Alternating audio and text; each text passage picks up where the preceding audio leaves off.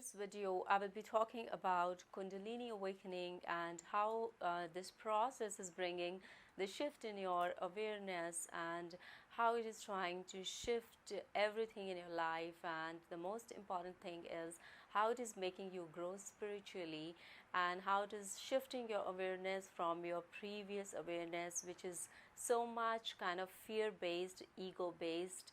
That is the most beautiful part that I like about this process, despite having all the discomforts and challenges that one might have to go through this process.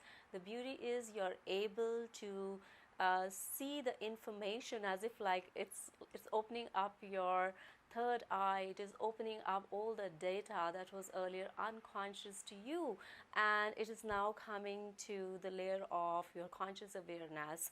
So that is something that I really love about the gifts that this energy gives you is your psychic abilities begin to improve and you begin to access the information from the depths of your subconscious and unconscious, because you have no choice. You have to work on yourself, and it's kind of bringing out everything that is stored there that needs your attention in any given moment. And this process makes you work on your shadow aspects as well, because unless you begin to work on your shadow aspects, you will stay stuck in that space of heaviness. It's bringing you towards your own freedom, and that will happen only when you are able to see through the workings of the limited ways our ego perceives the information, processes it, and then takes decisions in life or get into relationships or conflicts with the people around you. So it's a very, very educational process that allows the depths of your consciousness to emerge in this process, allowing you to see as if you're carrying a magnifying lens, and you're able to see the very subtle nuances, the subtle information that is not available to us when we are so much embroiled in our day-to-day habitual patterns and living our lives as we have conditioned our minds to live since the days we were born. So this process is kind of decluttering and deconditioning you, and it is trying to give you a fresh perspective. It is trying to give you a fresh way of experiencing your life.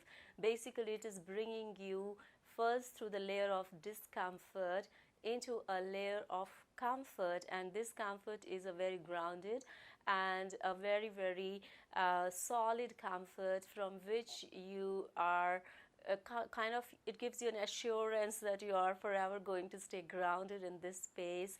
So it is very assuring, as you know that this is not a temporary place where you are coming, where you're grounding yourself.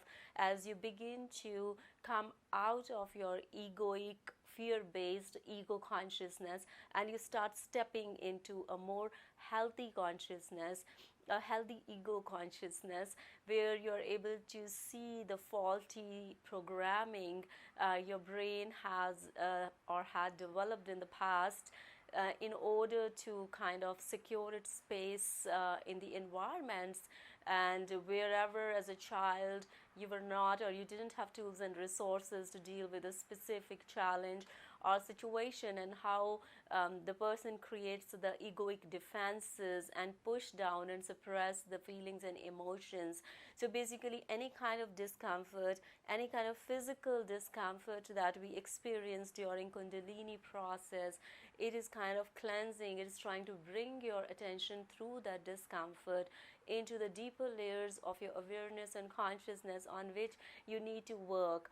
Basically, the process of discomfort is trying to slow you down, because habitually our minds run so fast, and the nature of our mind is such that it keeps our awareness shifting from one to another thing habitually through addictions, through technology, or whatever we do in daily lives. But when the intense energy of Kundalini overtakes you, and it really makes sure that you slow down, it doesn't leave any option available to you but to slow down, so that in that slowness you are truly coming back home. And It is in this slowness and your ability to sit down and be with yourself, because that is the most challenging time in today's society. Can you be with yourself? Can you sit for hours and hours, for months and months, for days and days by yourself, working on yourself? So basically, when you start doing the work on yourself with the help of, under the guidance of this spirit, this universal energy, or whatever name you would like to give, Kundalini or the spiritual energy, it is basically wanting to bring you back home, a home which is safe, a home which is grounded. So all the symptoms of heat rushing through your body, the heat is like because of the intensity of the energy. Our system is not used to that intensity, so you will experience the heatiness, tremors through your body, flashes of light. All this is happening when your system is upgrading to a different dimension. And basically, it's a dimension of freedom. It's a dimension where you begin to understand, you begin to see through the shifts in your own awareness process, and you're able to see that how our fear-based ego traps us into the suffering. It traps us into the faulty belief systems, and it keeps us trapped in the ways of perceiving which are really kind of a cause of suffering for us, and in our relationships, be it our relationship with ourselves or with others around us. So basically, as you surrender to this process and you begin to surrender to this energy as your teacher and as your guardian, and you begin to receive the lessons, you literally begin to hear this energy talk to you through that inner voice, through that inner guidance that it is giving you. So your intuitive powers increase, your psychic powers increase, and your confidence in something that you know about grows and expands. So basically, you're able to see a lot of subtle data and subtle information that you were not able to see when you were perceiving the world around you through your egoic mind. So it is like it is allowing you to shed your ego self. As you all know that there is in some cultures, Eastern cultures, the symbol of Kundalini is snake. It is considered to be a snake energy, or caduceus. In some other cultures, the two snakes intertwining each other on a staff. So basically, I believe that it is allowing, just like the snake sheds its skin. So I think it's very symbolic of that also. It is making you shed your egoic skin of the false ego that brings your perspective and fills your perspective with a lot of judgment. So it's kind of you're shedding that part of your awareness or of your mind, where we have been programmed to look at the world around us in a very judgmental way. And once you're able to understand this and you start applying it in your daily life, and it brings you into those spaces of awareness where there is a lot of presence, and it is only by going and switching into the presence that you are able to shed some parts of you which are so judgmental of the, not only of yourself but of the people around you. So basically, you have to do a lot of work on yourself first and establish a healthy connection with yourself. Once you have a healthy connection with yourself, then you can have healthy connection with the people around you.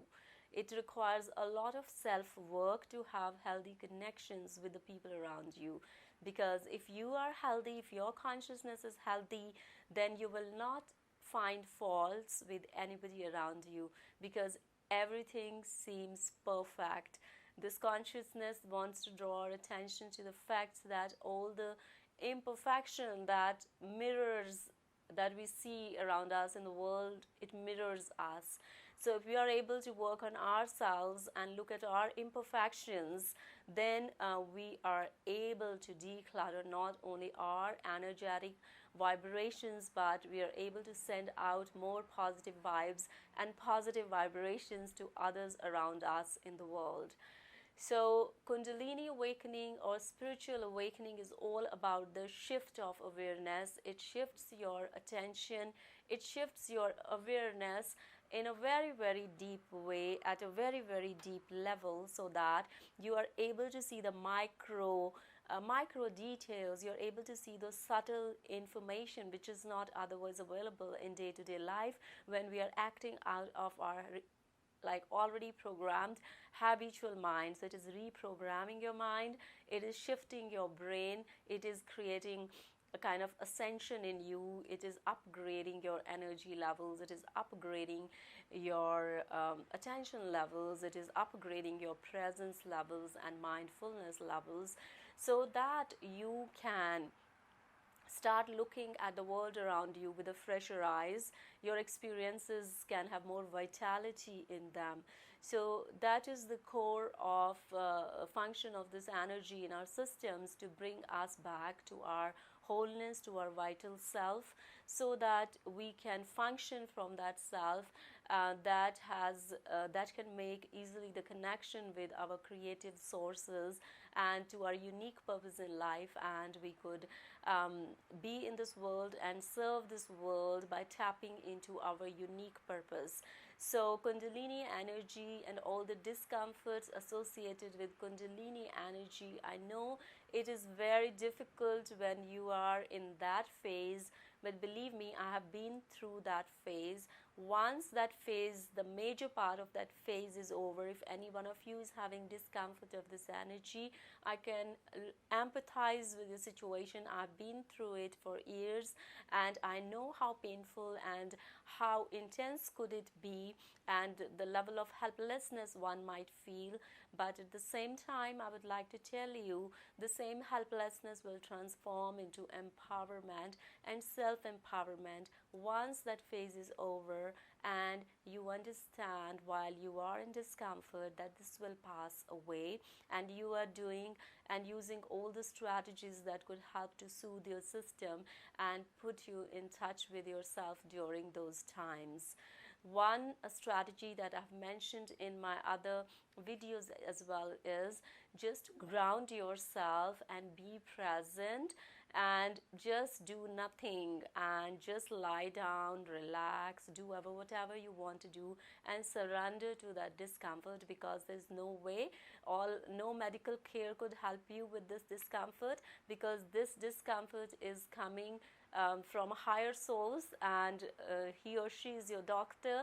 So even going to the doctors is a waste of time. So you just have to spend time with yourself, by yourself, and just pray to this energy, surrender to this energy, and just cooperate with this energy. And this energy is going to give you direction through your own intuitive guidance, through your own intuitive voice, and this phase definitely passes off, so that you can switch to the phase where then you can look back and see with clarity why was it happening, and then you don't regret going through that painful process, because it comes with rewards, and the rewards that are longer lasting, everlasting. They are not transient or temporary. So Kundalini energy is bringing a shift in your awareness. Even when you are going through discomfort, a lot is happening. It is trying to bring your attention to slow you down, so that you can work on yourself. You could look within, and you could work on the shadow parts of yourself. You could have better self-connection. You can understand yourself well. So it is giving you all those tools and strategies and all that subtle information that could help you to grow within as a person and reach your potential as a human being who is free from judgment. So it is trying to eradicate all those egoic barriers from your awareness, where we are judgmental, where we are kind of involved in the drama of blame, shame, and projecting our guilt on others, or doing things like that. So it's about taking responsibility for whatever is happening in your life. You are the one who's responsible, and so it's a lot of work to take that responsibility. And especially for the people who are in the habitual state of like talking a lot, or trying to take energy from other people for their happiness, they might find this phase to be a really, really challenging phase, because it is teaching you that your sense of empowerment, you have to draw energy from within your own self, and you are the only source of your happiness. So it's a lot of work that goes, and it is all about growing in your awareness and becoming more sensitive to how we behave and how we act, and how what are the situations in our life that trigger us, that bring the reactivity in us, and which are the areas of our lives where we resist other people or situations. So it wants to bring you into neutrality. It wants to bring you into a state of witness where you can see yourself as an object who's in this ever floating consciousness and awareness, and your mind is just a part of that infinite awareness process, that consciousness. So it's kind of bringing you to experience that infinite consciousness.